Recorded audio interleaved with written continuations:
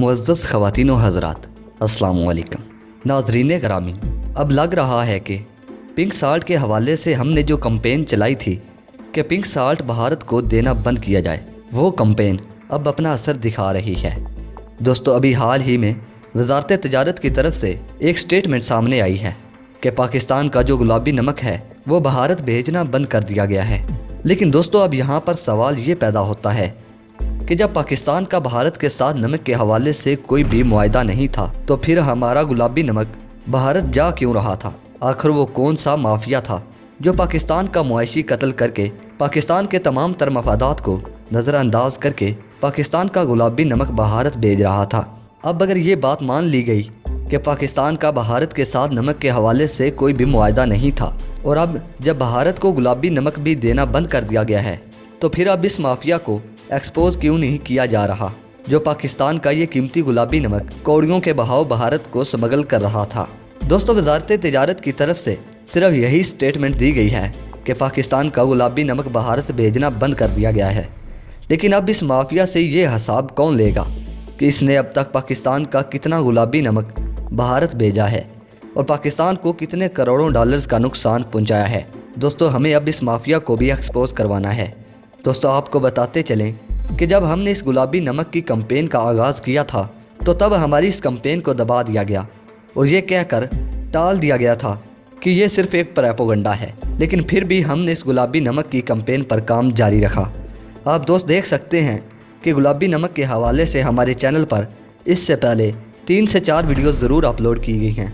फिर दोस्तों, जब गुलाबी नमक की भारत को एक्सपोर्ट के हवाले से सबूत पेश किए गए और आवाम को सच बताया गया कि वाकई ही में हमारा गुलाबी नमक भारत जा रहा है, तो उस वक्त वज़ीर टेक्नोलॉजी फवाद चौधरी ने एक नई कहानी डाल दी कि पाकिस्तान और भारत के दरमियान नमक को लेकर मुआहदा जो कि ख़त्म नहीं किया जा सकता।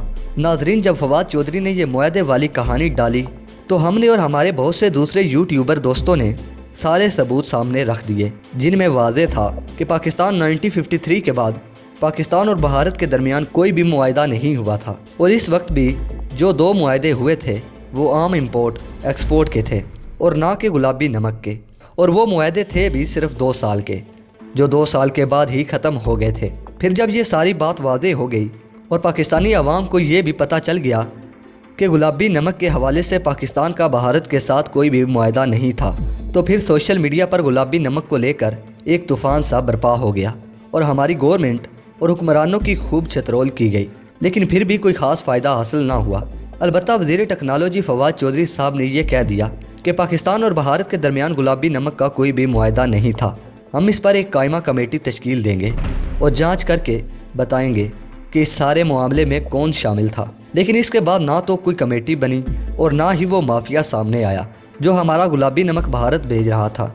लेकिन दोस्तों, फिर इस मामले को वफाकी असम्बली में उठाया गया और बहुत से वतन से प्यार करने वालों ने इस मामले को मज़ीद उजागर किया और पूछा गया कि गुलाबी नमक भारत जाना बंद हुआ है या नहीं।